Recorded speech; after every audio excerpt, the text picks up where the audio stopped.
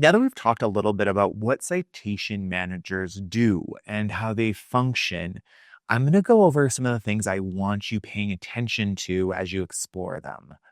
If you haven't watched that companion video on citation managers and their purpose, pause here and go do that first, because this video, it's going to assume that frame.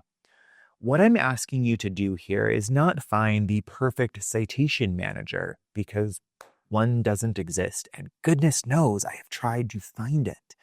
But it's to learn how to evaluate tools based upon how you actually work. In this course, you'll be test driving at least 2 citation managers using an article you've already read, and that's intentional. I don't want you learning new software and new content all at the same time, because the focus here is not the article, it's the system.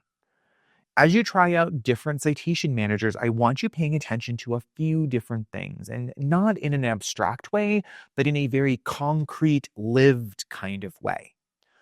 First, I want you to notice what it's like to capture your thinking while you read. Can you easily add notes that reflect what stood out to you, what confused you, or why you saved the article in the first place? Or does the system push note-taking into more of a separate step that you're unlikely to return to? Second, pay attention to what happens when you come back to the article.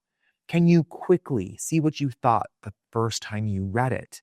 Can you tell how this source might connect to the other things you're reading? Or does it feel like you're starting over every time you open it? Third, I want you to notice how much friction the system creates. Do small tasks feel smooth or annoying? And a quick caveat here, because sometimes when you're using new software, everything that you try to do in it is going to feel like it's creating friction because you don't know how to do it yet. So spend time familiarizing yourself with the software and the various tools that it uses. Do you find yourself avoiding parts of the tool because they feel clunky? Those reactions matter. They're telling you whether the system supports your habits or fights them. Do you see seeds of possibility, or is it just going to be frustration? Because we don't want that. I also want to normalize something fairly explicitly, that you don't need to commit to one citation manager for the rest of your academic life.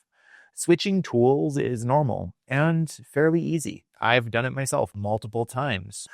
You download a file from one program, you upload it into another. Sometimes there's some slippage, but for the most part, it works out. But what matters most is whether you understand why you're choosing a tool and what trade-offs you're making. That's what I'm interested in seeing in your reflection. And even if you have a citation manager that you love, try another one out. Give it a quick date. See where it goes. I'm not necessarily interested in which software you picked, but when you complete the reflection for this week, I'm going to be looking for evidence of judgment. What did you notice about how you worked? Which features might be helpful when you return to your thinking? And which ones created friction? And is it friction that is worth dealing with, or friction you'd rather leave on the cutting room floor? And how does that information help you decide what kind of system might support your writing going forward? This is not a product review. This is not a checklist. And it's not about finding something that does everything perfectly, because again, it doesn't exist. If you do find it, please share.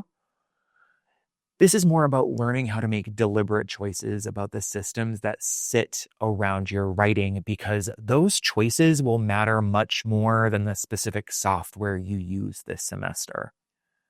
You'll find this in the weekly reflection in terms of specifics of what to respond to. And if you run into questions as you're testing things out, feel free to ask them. Clarity here is part of the work. Happy test driving.